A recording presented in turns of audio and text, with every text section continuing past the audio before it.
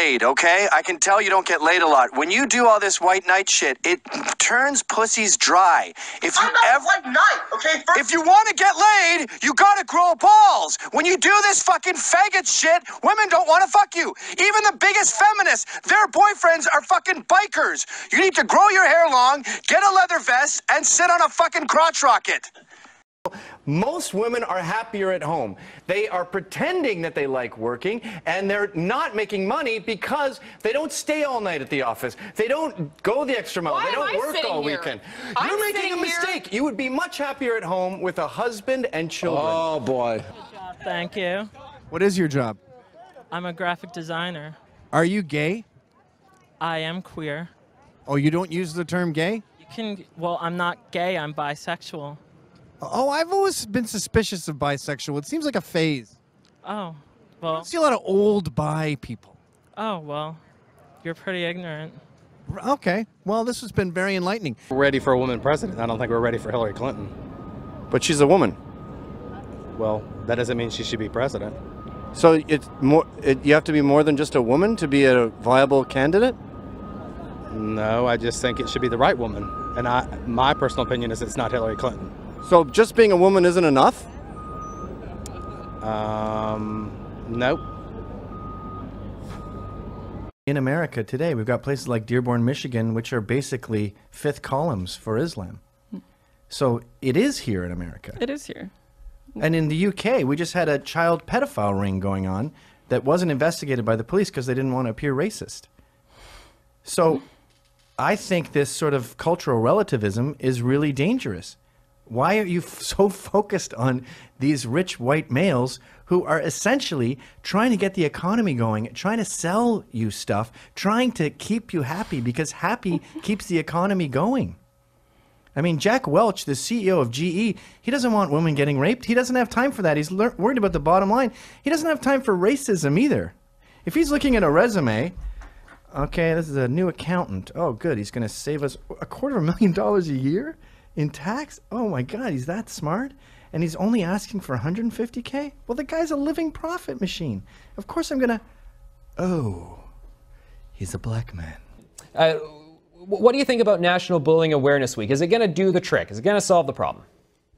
Of course not. It's a silly thing. It's just like this whole campaign that Canada had to eradicate hate, as Mark Stein pointed out. Not the crime, not the speech, the actual human emotion. Bullying is a natural part of being a young man. There's a whole Lord of the Flies hierarchy there that you cannot regulate. And to try to regulate it is to put kids in a bubble that's going to do them more harm than good because they won't be prepared for the real world. You know, there's fights. There's real physical fights every day. It's not just in business. It's how we live. I don't know why this is such a popular trend, emotion-based politics. Maybe it's because women are getting involved in politics, or maybe they want to get young people more involved. I think it's just business. The New York Times wants as many people to read it as possible, so they go on this heartstring, this disingenuous information, just to make a sweet sort of kid's story. But I mean, it's not sweet, but every article they have has this sort of Oprah tint to it. Legalization, but I think it's possible to be anti-pot and pro-legalization. I agree with you on that, but explain.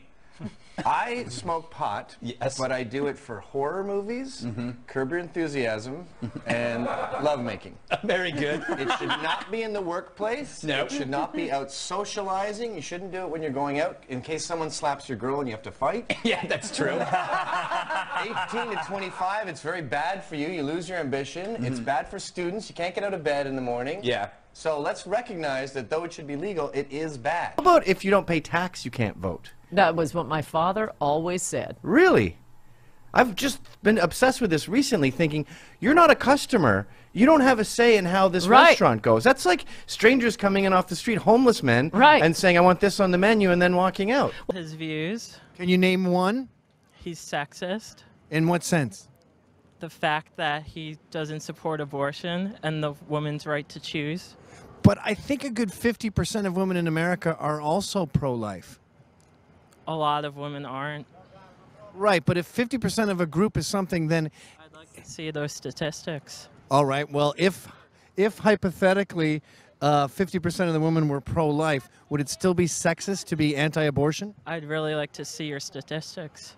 I know, but hypothetically, if I was I right. don't go by hypothetical. Well, we don't have a computer here. We can't look it up. So I can't answer your question. All right. It's his Everyone year. has to be involved in politics now. So women are on board, and they have to have an opinion, and young people have to have an opinion, and they don't belong in the political discourse. It's like Dungeons and Dragons.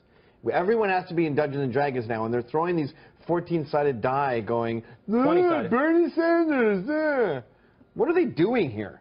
It should only be landowners. If you don't have Esquire at the end of your name, you can't be involved in politics. Oh, so both are poorer, then a gap like this, where the rich are rich, where the poor are richer, but the gap is bigger. Would you rather have both down here than a big gap with the poor slightly higher? I think it would make for a healthier society. To be down here. To be closer to equal, yeah. And do you think the government's role is to regulate that and impose it on the society? To some extent. So you're a socialist? I wouldn't say that, but I believe in some socialist ideals. Have you ever been to the DMV? Yep. These are the people, these fucking bureaucrats with no interest in being there, these rude, lazy morons are going to be handling your justice. You're imparting your freedom and your liberty and your equality. You're saying, hey, shitheads, can you run my life, please? They bring their bullshit with them. Like you have some Korean dad who's like, why are you dating a white guy?